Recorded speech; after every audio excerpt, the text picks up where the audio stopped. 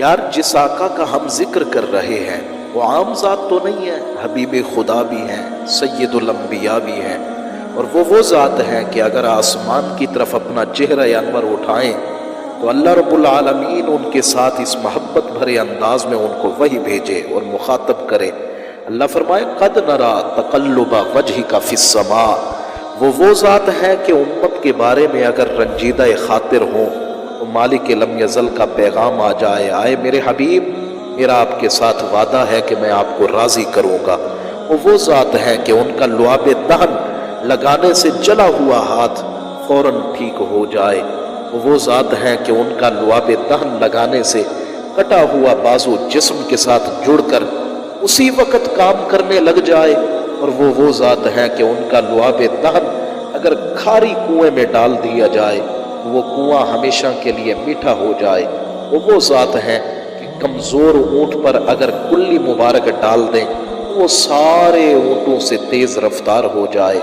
میرے آقا کے غلاموں وہ ذات ہیں کہ ٹوٹی ہوئی ٹانگ پر اگر لعاب دہن مبارک لگا دیں تو خدا کی قسم وہ ٹانگ فوراً ٹھیک ہو جائے۔ وہ ذات ہے کہ کلی مبارک اگر کنویں میں ڈال دیں تو وہ کنواں کبھی خشک ہونے کا نام ہی نہ لے۔ وہ حبیب یکتا ہیں، وہ عظیم ذات ہے، وہ کریم ذات ہے کہ دم کرنے والے پر اگر دم کر دیں تو وہ بے دم ہو کر غلامی اختیار کر لے۔ اسی لیے تو اعظم چشتی کے الفاظ مجھے یاد آ رہے ہیں۔ اعظم چشتی کہتے ہیں کیا خوب سجندی آکھیاں نے جی میں پر کے سرائیاں رکھیاں نے، تو اجے میرا یار نہیں ڈٹھا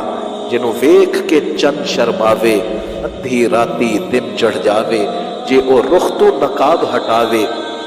جے او جاوے سیر کرن نو سارا گلشن سیس نواوے اتے دھرتی لف لف جاوے، جے او ہتھ پھلاں دے وچ رکھدا ہتھ پھلاں تو ودھ جاوے، بجلی ڈردی لشک نہ مارے متاں بے ادبی ہو جاوے، جے او کھولے پیچ زلف دے راہی راہ پل جاوے، علم خدا نے اتنا دتا عقلاں وچ نہ آوے، عقل خدا نے انی دتی علماں وچ نہ آوے، خلق اس دے محلی دنیا کوئی ویلا ہی جان بچاوے، اعظم ایڈا سوہنا نبی سنو کدرے نظر نہ آوے۔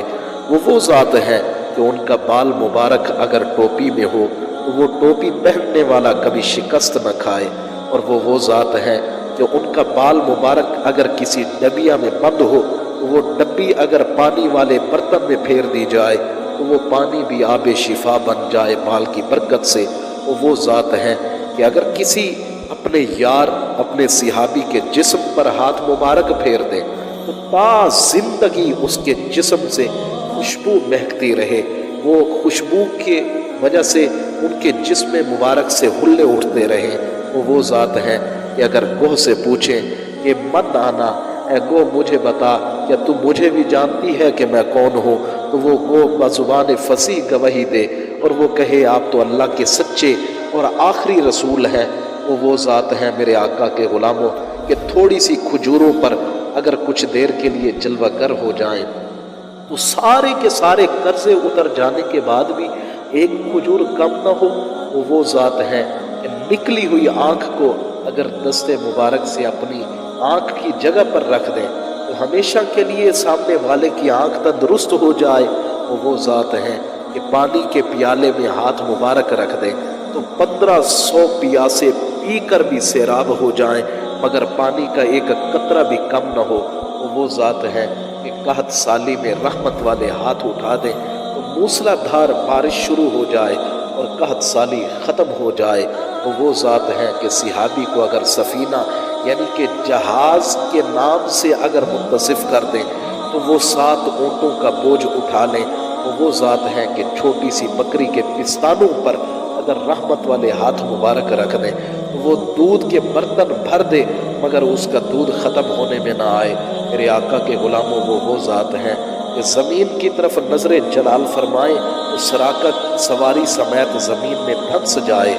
وہ ذات ہے کہ کھجور کی ٹہنی کو ہاتھ مبارک لگا دیں وہ بہترین تلوار بن جائے۔